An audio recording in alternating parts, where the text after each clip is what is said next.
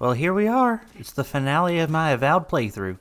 We're going to be going over the latter half of the story, and at the end, I'll tell you my final thoughts on the game. Just as a sneak peek on that, I know last time I put up a video about Avowed, I was getting a little bit negative on the game, but these last 2 weeks of making Fallout content is exactly what I needed to enjoy the game again. So let's dive in. Last time we left off, we were making our way to Shatterscarp. That's the region where Thirdborn is. I don't know if I mentioned that in the last video or not. Well, we got into the region, and honestly, this is probably my favorite area of the game. I've always had a soft spot for desert areas of games, and this one didn't disappoint. This was the first place where I really ran into Dream Thralls, and saw the full extent of the Dream Scourge. Dream Thralls are kith and creatures who have been driven mad by the Dream Scourge, and honestly, it's just nice to see the effects of the Dream Scourge past that one bear at the beginning. Like, I hadn't really run into very many Dream Scourge encounters up until this point. So running into them now really ups the stakes of the story.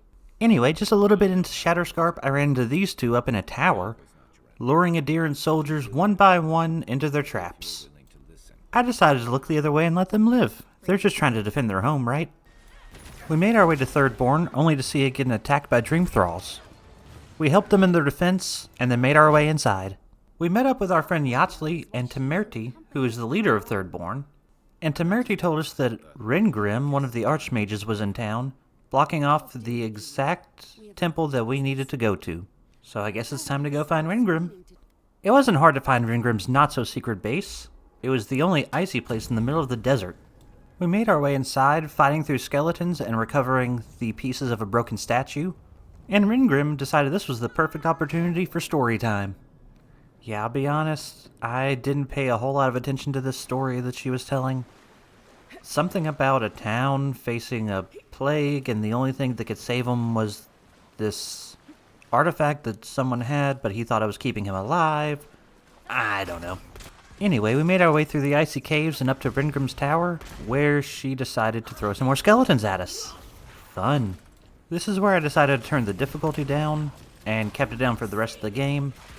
I could have done side quests in order to upgrade my gear to keep up with the enemies that I was facing, but honestly, I just wanted to push through the rest of the game and get it over with, and see the ending, so I just turned down the difficulty. In my opinion, this was honestly a mistake, and if I come back and play through this game casually, I won't do that, and I'll just do all the side quest content, because like I said a couple videos ago, this game's story is really a bunch of side quests stacked in a trench coat, and I feel like I missed out a lot on the last two areas of the game. Meeting with Rengrim, and I found out she was studying the living lands. When I told her that there was a lost god of the living lands, and that I was their godlike, it piqued her interest enough to give me the go-ahead to get past her barrier and go into the ruins. Yatsley also piqued her interest, and she gave her the chance to come and study under her. Yatsley said she'll have to think about it, and we made our way to Naku Kubel, which is the name of the ruin we were going to. Once I got to Naku Kubel, I ran into the ghosts of Godlike's past. There were 3 ghosts, each with a different trial for me. The first one was a combat challenge, the second was a platforming challenge, and the third was just a leap of faith into a giant hole with water at the bottom. Seems like one of them was rushing to turn in their assignment at the last minute. Turns out these ghosts weren't as helpful as they were letting on, and they wanted to keep Sapadal imprisoned. They had hoped I would fail one of their challenges, but when I passed all 3, they decided just to fight me instead. We took them down, found a map to the garden, and I had a chat with Sapadal. When I woke up, I found out the energy I'd unleashed had actually attracted a bunch of Dream Thralls. So we made our escape and ran into Ludwig and Rengrim. They were arguing about how to deal with the Dream Thrall attack and decided to leave it up to me. Rengrim wanted to preserve the temple and save the Dream Scourge threat magically, which would have been nice except for that it would cause the death of many people in Thirdborn. Ludwig had a much simpler option. Blow up the temple. It wouldn't stop the Dream Scourge permanently, but it would stop it long enough for me to go find Sapadal. And as much as I hate to side with Ludwig, I had to choose the option that didn't involve a Thanos snap. I let Ludwig and the Steel Garrote destroy the temple. Yatsley wasn't very happy with me about this, seemingly forgetting that the ghosts in that temple literally just tried to kill us, but I felt pretty good about my decision. Now we have an idea of where we're going, so we make our way onto Galawain's Tusks, the barren volcano world of this game. This is where the dwarves of the living lands live, and Marius is actually originally from here. He has a personal quest for us, but we'll get to that later. First, we make our way to Solace Keep, the main city of the region. The local leaders aren't very helpful, and Kostya tells us he's planning on selling out the city to the Steel Garrote, also that he can force his people to leave. Yeah, that definitely doesn't sound like someone who's going to do something drastic later. Anyway, Kostya tells us where to find the Steel Garrote, who have a lead on finding the garden. But before we chase after them, it's time to do Marius' side quest. Just a quick trigger warning though, this next section does deal with cults and self-offing. If either of those are sensitive subjects for you, I definitely don't blame you for not wanting to watch this part. I have a timestamp popping up, so you can go ahead and skip to that part of the video to get past this. I can't say I really expected the game to get this dark, but it did honestly make for one of my favorite storylines in the game. Really fleshed out Marius' character in a way that early on I didn't think they were going to. Anyway, we made our way to the village where Marius had lived as a child, and we came across a ritual site with a bunch of skeletons. We were able to identify one of them as Marius' mother. Turns out she and a bunch of other people had been led out there to start up a new village as part of a cult. When the cult leader selected some of his followers to have an ascension ritual, they drank poison and ended up in, well, this situation. And I seem to have lost the footage of this next part, but we ran into Marius' childhood friend who was fighting off the Dream Scourge. He told Marius the full story of what happened, since Marius was too young at the time to remember anything, and told us where we could find the cult leader. We traveled to the cult leader's cave and found an empty shell of a man. Turns out all this time the ascension he was seeking for his followers was actually the Dream Scourge. He had managed to find some new followers and get them Dream Scourged, and he was holed up in a room further into the cave. He was being haunted by the ghosts of his victims. Quite literally. We confronted him, I asked Marius what he wanted to do, and we decided to leave the man in there to be haunted for the rest of his days. Now I know my quick overview didn't really do it justice, but this storyline really brought out a whole new dimension to Marius as a character, and is honestly one of the better depictions of PTSD and anxiety that I've ever seen in media. So props to you guys, Obsidian. You went there and you did it well. But now, back to the main story. We chased down the Steel Garrote and ran into Captain Alfear, who was being overcome by the Dream Scourge. We decided to put her out of her misery before continuing on. We made our way to the top of the mountain where we ran into Ludwin. She wanted to fight, and we defeated her, but I have a feeling that's not the last we're going to be seeing of her. She's already been resurrected once in lore, and something tells me she's going to be the final boss. While we were on the mountain, we discovered that the Steel Garrote had found another pathway to the garden, right underneath Solace Keep. Returning to the city, we found out that Kostya was trying to flood the place with lava. Guess he found out we stopped Ludwin and decided to take matters into his own hands. On our way to stop him, we ran into an Audra pillar that housed the spirit of Nandru. Nandru was the founder of Solace Keep, and a fellow godlike of Sapadal. He wanted us to kill the god. What is it with all of Sapadal's godlikes turning on them? Like, from what I can tell in this game, they're really not that bad. Like, yeah, they made some mistakes a long time ago and caused some calamities, but like, I have to imagine all the other gods have done something like that at some point, either on purpose or by accident. At least Sapadal seemed to truly be an accident. I don't know, maybe it's the game trying to make the decision around Sapadal a little bit more difficult, a little bit more gray. Because up until this point, there's not really been a good reason for us to not let Sapadal free. So maybe they realized the first half of the game really didn't give you any of the negatives of Sapadal, and they just decided to load it all in the back half? I don't know. Anyway, we stopped Kostya right in the middle of his supervillain arc, and made our way to the garden. As we make our way through the garden, Wodika decides to talk to us. Wodika is the god that Ludwin worships, and is the one that trapped Sapadal in the garden to begin with. Yeah, I probably should have mentioned this earlier, but at some point in the game, it actually is made clear that the garden actually is the prison where Sapadal's trapped, and that Wodika is the one that put them there. And if you hadn't pieced it together by the time you get to Nandru, he just kind of lays it all out for you so you know what you're getting into for the endgame. Anyway, Wodika wants us to turn on Sapadal, and instead of freeing them, to actually kill them.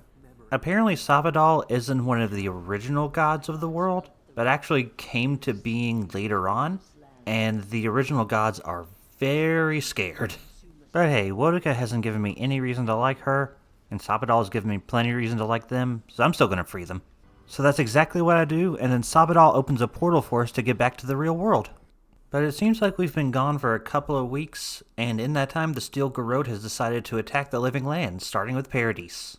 They've taken over the city, and the leaders from across the living lands have convened outside the city to figure out a counterattack. And just then, who else would show up but the very hero who can lead that counterattack? Us!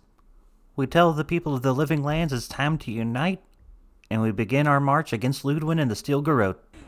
We fight our way through the Steel Garrote soldiers in Paradise and make our way to Ludwin. She challenges us to one last fight, and thus begins the final boss of Avowed.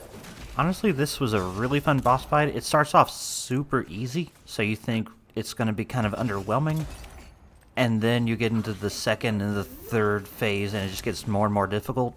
A lot of fun. One of the better boss fights I've played, honestly. I'll have the full fight unedited along with the ending slideshow I got over on my Patreon for members if you want to go over there and check that out and watch it. I have a $1, $5, and a $10 tier, and I'm going to make this extra video available to members of any tier. Link to that's down in the description, and while I'm doing shameless self-plugs, don't forget to subscribe. Go right down there and click that button. It's completely free, and it helps out the channel a lot. I'm trying to make a full-time job out of this, so every subscription goes a long way to making that dream a reality. Anyway, now getting into my final thoughts about the game. Like I said earlier, the last couple weeks taken off from making content on this game and just kind of playing it in the background while I was putting up other videos was exactly what I needed to really enjoy this game again. The grind of putting up a new video on this game every week kind of sucked some of the fun out of it, but once I was just kind of playing it, you know, sort of on a time limit, but not really on a strict time frame, it really opened my eyes to the game in a new way. Like, don't get me wrong, it's not like the greatest game of all time, and it's, you know, not really gonna knock your socks off or blow you away, but it's a fun time. The combat is smooth, the graphics are gorgeous, both on PC and on Xbox Series X. I was honestly switching back and forth between the two throughout this video. Thank you to the Xbox app for the cloud save feature. Character building is good. Could have a few more support options, like I said in the last video, but honestly, I know most people decide to play as a tank or a DPS anyway. Plenty of options there. Plenty of different ways to change your character around, different skill trees you can go down, and if you decide in the middle of your game just to try out a different playstyle, you can just do that, just completely respect your character, so that's always a nice thing to have. But I think where the game shines the most is in its role-playing. A lot of games either force you to just make a decision at the end, whether you want to be good or evil and the rest of the game's the same no matter what, or you kind of have to make that decision at the beginning and just play that way throughout the entire game. But this one really kind of gives you ways to weave between and kind of create a morally gray character. With a lot of the decisions you're asked to make, there's not really a clear right or wrong answer, and even when in my mind there was a clear right and wrong, with Nakukabel, doing the right thing, quote-unquote, meant siding with the bad guys. So it was really fun to kind of create my own story and kind of make my own decisions. Not thinking, okay, which one is the good playthrough, which one is the evil playthrough, which one is a neutral playthrough. Just making decisions based on the situation I find myself in. And that also extends to the game's structure. Like I said, the story of the game really is a bunch of side quests stacked in a trench coat, and I mean that in the best way possible.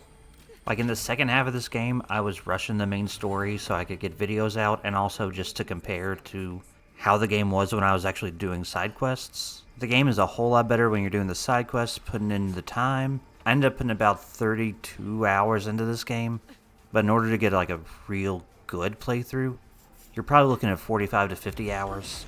I definitely wouldn't try to shortchange it like I did in the second half though. I'm pretty sure I even completely missed out on Yatsley's companion questline, and the ending definitely made me feel bad for it. She was the only one of my companions in the ending slideshow that seemed to still have unfinished business and didn't really get a sense of peace after the events of the game. But yeah, the game's good, not blow your socks off amazing kind of good, but good, enjoyable. I'm glad I played it. Don't go in looking for Skyrim. It's not Skyrim. It's its own thing, and it's good. Those are my thoughts on the game. That's all for this video. Be sure to like, subscribe, all that good stuff. And until next time, bye!